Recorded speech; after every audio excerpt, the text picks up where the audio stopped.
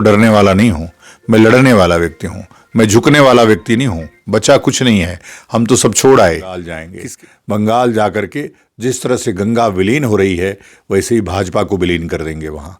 फिर चारों राज्यों में हम जाएंगे और जा करके वहाँ भाजपा के खिलाफ बात करेंगे कि यह लोग धर्म को बांटने के लिए ये अलग अलग जगह कभी पठान बन जाते हैं, कभी क्रिश्चियन बन जाते हैं, कभी कुछ। तो बहरूपियों से सावधान रहो, बहरूपियों से देश को सावधान रहने की। यूजीसी का एक बड़ा आंदोलन आपने दिल्ली में देखा। दिल्ली के बाद उस आंदोलन की धमक देखने को मिली जयपुर में। आज हम मौजूद हैं हरिद्वार में और मेरे साथ सांभवी पीठ के पीठाधीश्वर धर्म धुरंधर की जिनको उपाधि मिली है स्वामी आनंद स्वरूप जी मौजूद हैं। आज उनका जन्म दिवस है और जन्मोत्सव पर तमाम सारे साधु संत हैं देश के, वो दिग्गज आज हरिद्वार में एकत्रित हो रहे हैं। स्वामी जी ने एक बड़ा संदेश दिया है सवर्ण एकता का, और जो आंदोलन है यूजीसी का, उस आंदोलन को गति देने का काम स्वामी आनंद स्वरूप जी कर रहे हैं। उनसे जानेंगे कि किस प्रकार की गतिविधि उनके द्वारा चल रही है और आगे की किस प्रकार की रणनीति है। सबसे पहले तो मैं स्वामी जी आपको आपके जन्मोत्सव की बधाई देना चाहूंगा। और धन्यवाद, बवाल चैनल को भी बहुत, बवाल के दर्शकों को बहुत बहुत बधाई।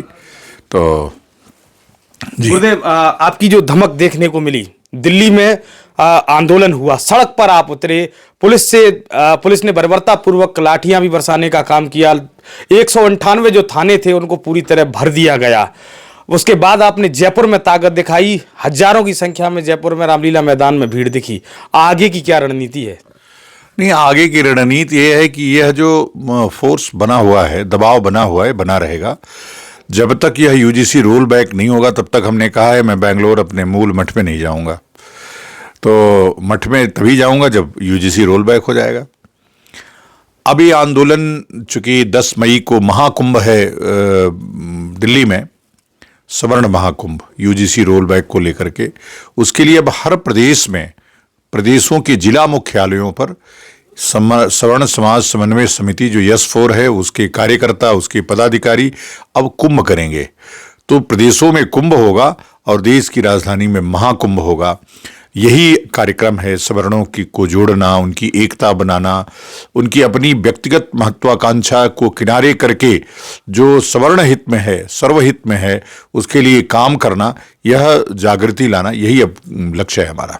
स्वामी जी, आज जब मैं देख रहा था सुबह, जब मैं हरिद्वार में प्रवेश किया तो पूरे हरिद्वार में पोस्टर बैनर से पूरा पाट दिया है। तमाम सारे संतों की अगुवाई भी आज यहाँ होनी है। भारत के जो सुप्रसिद्ध संत हैं जिनको देखने के लिए जनता लालायित रहती है, उन संतों का आज जमावड़ा, क्या कोई बड़ा संदेश देने की तैयारी कर रहे हैं या कोई बड़ी वार्ता संतों के साथ होने वाली है? देखिए, ये तो जन्म दिवस है मेरा। संतों की असीम कृपा से ही हम यहाँ तक पहुँचे हैं। उनकी जो संचित शक्तियाँ हैं वो हमारे ऊपर वो बरसाते हैं इसी दिन, और मैं फिर वर्ष भर पूरा अपने उत्साह और ऊर्जा के साथ काम करता हूँ। तो संतों का आदेश, संतों से निवेदन, प्रार्थना, यही सब होती है। चूंकि उनका जब तक समर्थन हमको नहीं होगा, हम क्या कर पाएंगे? उनकी शक्ति मेरे साथ नहीं है तो हम क्या कर पाएंगे? तो कुछ संतों का प्रत्यक्ष समर्थन और कुछ का मौन समर्थन मेरे साथ रहता है। आपने देखा होगा मेरे विरोध में कोई संत नहीं रहता है। तो सारे संत वो जानते हैं कि मैं धर्म का काम करता हूँ, परंपरा मूल्यों से कोई समझौता नहीं कर सकता हूँ, सिद्धांतों से कोई समझौता नहीं कर सकता हूँ, और एकमात्र व्यक्ति हूँ जो कहता हूँ कि धर्मशास्त्र से चलेगा, संविधान से नहीं। संविधान हमारे धर्मशास्त्रों में हस्तक्षेप करने की कोशिश न करे, नहीं तो यह टकराव उनको महंगा पड़ेगा। लगातार आप देख रहे होंगे मंदिरों में आरक्षण की मांग हो रही है, कितने शंकराचार्य बन गए। अरे भाई, शंकराचार्य शास्त्र में जो लिखा है उससे बनेगा, जो संविधान में लिखा है उससे थोड़े बनेगा। महामंडलेश्वर कौन बनेगा? शास्त्र तय करेगा। आचार्य कौन बनेगा? शास्त्र तय करेगा। यह संविधान नहीं तय करेगा। और संविधान में ही हमको धार्मिक स्वतंत्रता का अधिकार है कि हम स्वतंत्रता पूर्वक अपने धर्मशास्त्रों के अनुरूप धर्म की स्थापना कर सकते हैं। स्वामी जी, जिस प्रकार शंकराचार्य जी पर आरोप लगे, अभी उनका जो मामला है वो उस पर चल रहा है, उसके बाद में फरसे वाले बाबा की हत्या कर दी जाती है, उत्तम स्वामी जी के ऊपर एक केस लाद दिया जाता है, उत्तम स्वामी जी भूमिगत हो गए हैं। तो इस प्रकार संतों को कौन है जो निशाना बना रहा है? आखिरकार हिंदुत्ववादी सरकार जो कहती है भारतीय जनता पार्टी, उसमें संत टारगेट क्यों हो रहे हैं? देखिए, जो संघ के अनुरूप नहीं चलेगा, मतलब जो अंग्रेजों की स्थापित संस्था आरएसएस है उसके अनुरूप जो नहीं चलेगा, नरेंद्र मोदी अमित शाह के जो अनुरूप नहीं चलेगा, वो ऐसे ही टारगेट होगा। नंबर मेरा भी आएगा, मैं जानता हूँ, लेकिन मैं तो डरने वाला नहीं हूँ, मैं लड़ने वाला व्यक्ति हूँ, मैं झुकने वाला व्यक्ति नहीं हूँ। बचा कुछ नहीं है, हम तो सब छोड़ आए। किसके लिए संग्रह, किसके लिए मान सम्मान बचाना है? हम लड़ेंगे, या तो विजय मिलेगी या तो वीरगति, यही लक्ष्य है। और हर हालत में मैं जानता हूं कि जिसका नेतृत्व सन्यासी करता है उसमें विजय ही मिलती है, कोई हार तो होने का सवाल ही नहीं पैदा होता। 8 मार्च को का जो आपने कॉल किया था उसमें पूरे देश से लोग पहुंचे थे वहां, लेकिन कुछ नैरेटिव भी आपके खिलाफ सेट किया जा रहा है, कुछ ऐसी ताकतें हैं जो इसके पीछे हैं। एक आपने कहा कि रामलीला मैदान में आइए, दूसरा कार्यक्रम कुछ लोगों के द्वारा किया गया। आप लोगों के जो आंदोलन है उसके खिलाफ भी तमाम सारी चीजें, भ्रामक चीजें सोशल मीडिया पर पोस्ट की जा रही हैं, तो उसके विषय में क्या कहना चाहेंगे आप? देखो, ये सब चीजें चलती ही रहती हैं। साजिशें भी विजय के साथ चलती हैं, युद्ध के साथ चलती हैं। साजिश करने वाले कई बार अपने भी होते हैं, जिनको जलन की भावना होती है, आगे न बढ़ पाने का जो उनको की हताशा होती है, इस कारण होता है। तो मैं बस उनके सद्बुद्धि और उनके लिए भी ये चाहूँगा कि भगवान उनको इतनी सद्बुद्धि दे कि हमारे साथ ताकत के साथ खड़े रहें। हमारे साथ नहीं, सवर्ण समाज के साथ। मैं स्वयं सवर्ण समाज का एक सिपाही हूँ, अब सिपाही की तरह काम कर रहा हूँ तो नहीं, हूँ तो सन्यासी, लेकिन अभी ज़रूरत उनको है सवर्णों को संरक्षण की। जिस प्रकार से राजकीय प्रहार हो रहा है अंग्रेजों के काल से ही, अब वो और बढ़ गया है। और मेरे ख्याल से कहीं कोई अंतर्राष्ट्रीय षड्यंत्र है कि सवर्ण पराक्रमी है, अगर भारत को गुलाम करना है तो सवर्णों को पूरी तरह से नस्त नाबूद कर देना है। अंग्रेजों ने अभियान शुरू किया और बीच में थोड़ा शिथिल हुआ, फिर नरेंद्र मोदी जी ने उसको और आगे बढ़ा दिया है। चंद्रशेखर रावण और स्वामी प्रसाद मौर्य जैसे लोग यूजीसी के पक्ष में लगातार सभाएं कर रहे हैं, पूरे देश में कह रहे हैं, और वो कह रहे हैं कि सरकार को निश्चित तौर पर झुकना पड़ेगा और यूजीसी कानून को पूरी तरह लागू करवा कर ही दम लेंगे। तो किस तरह देखते हैं कि क्या आगे टकराव की स्थिति पैदा होगी? कि वो कह रहे हैं कि स्वामी आनंद स्वरूप जैसे लोग हैं वो समाज में खाइयां पैदा कर रहे हैं। देखो, खाइयां कौन, समाज, हम तो सबके साथ खड़े रहते हैं। अभी हमने एक दलित बच्ची की शादी कराई 1 महीने पहले, हमने कभी पूछा नहीं, उसकी माँ ने हमसे कहा, आग्रह किया, मैंने उसको पूरा विधि पूर्वक, जितनी मैं अपनी बच्ची की शादी करता हूँ उससे विधिवत उसकी शादी किया। मेरे मन में कोई भेदभाव नहीं है। भेदभाव उत्पन्न करने वाले ये लोग हैं, भगवान से अलग करने वाले ये लोग हैं, और हम तो सबको जोड़ते हैं। और हम हमेशा कहते हैं सर्वे भवन्तु सुखिनः सर्वे सन्तु निरामया, सभी सुखी हों, सभी की काया स्वस्थ रहे। हम कभी भेदभाव बनाए, ये भेदभाव वाला कानून आया इसलिए तो मुझे आना पड़ा कि इससे तो हिंदू समाज कटेगा। हिंदू समाज हमेशा से एक रहा है। सन्यासी का काम है जोड़ने का, राजनीतिक व्यक्ति का काम है तोड़ने का। वो तोड़ तोड़ के अपना वोट बैंक सजाता है। मुझे किस लिए तोड़ना है? मुझे किस लिए खाई बनाना है? मुझे तो उस खाई को पाटना है जो इस राजनीतिज्ञों ने बना दिया है।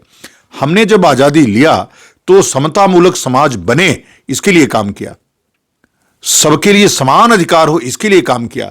लेकिन राजनीतिज्ञों ने वोट बैंक के लिए कि एक वर्ग, बड़ा वर्ग हमारे समर्थन में रहे, उनको सारे जितनी भी हमारे टैक्स का पैसा था सब उनके ऊपर न्यौछावर कर दिया। और हम धीरे धीरे धीरे धीरे अब 2ym दर्जे के नागरिक हो गए इस देश में। सवर्णों के लिए कोई अधिकार नहीं आता, कोई योजना नहीं आती। आती क्या है? तो ऐसा कानून कि उनके पैरों में बेड़ियां डाल दी जाए, उनके गले में पट्टे डाल दिए जाए, उनको रोक दिया जाए, उनको दौड़ने से रोका जाए। सिर्फ इस तरह के कानून समय समय पर लाए जा रहे हैं। जब से भाजपा की सरकार आई है तब से ज्यादा लाए जा रहे हैं। 90 में SC ST आया, मंडल कमीशन आया, 2015 में SC ST एक्ट को मजबूत कर दिया गया, 2018 में सुप्रीम कोर्ट को के स्टे के बावजूद भी एक नया कानून ला करके और मजबूत किया गया जिसमें अग्रिम जमानत की भी संभावना नहीं है। तो ऐसे जितना भी हो सकता है यह प्रताड़ित करने का प्रयास चल रहा है।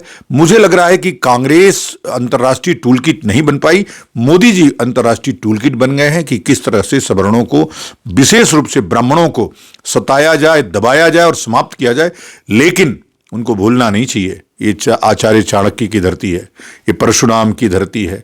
हम दुष्टों से लड़ना भी जानते हैं, हम यौनों से लड़ना भी जानते हैं और इस काले यौनों से भी लड़ना जानते हैं। मैंने कहा है चाणक्य की आत्मा हमारे में आ गई है और धनानंद की आत्मा नरेंद्र मोदी में। समय तय करेगा कि यही चाणक्य उस धनानंद का समूल नाश करेगा, और समूल नाश होना ही है, इसमें कोई दो राय नहीं है।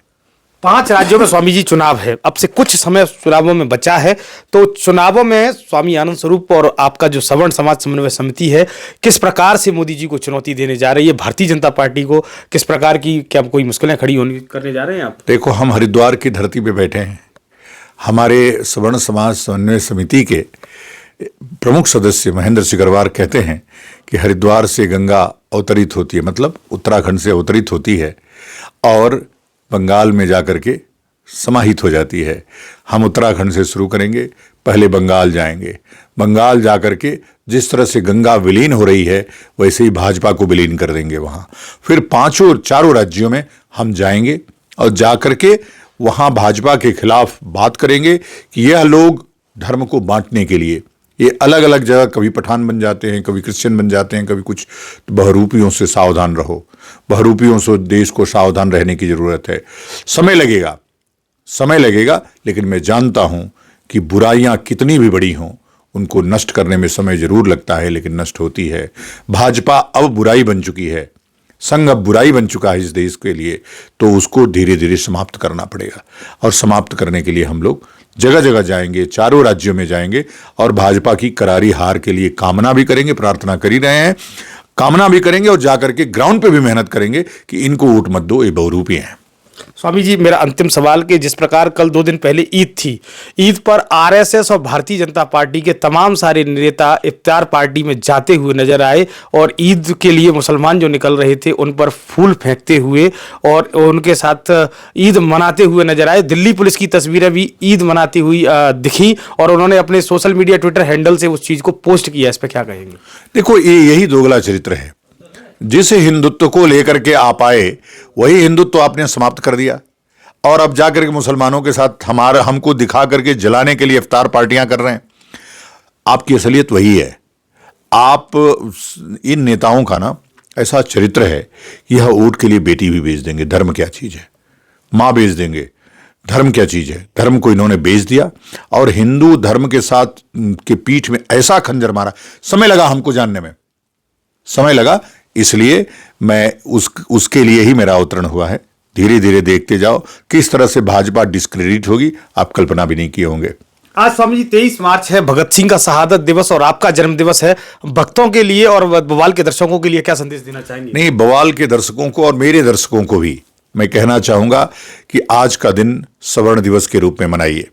मेरे जन्म दिवस यह सवर्णों के लिए समर्पित है और आज से 1 वर्ष तक पूरा संकल्प है कि सवर्णों को उनका अधिकार दिलाऊंगा।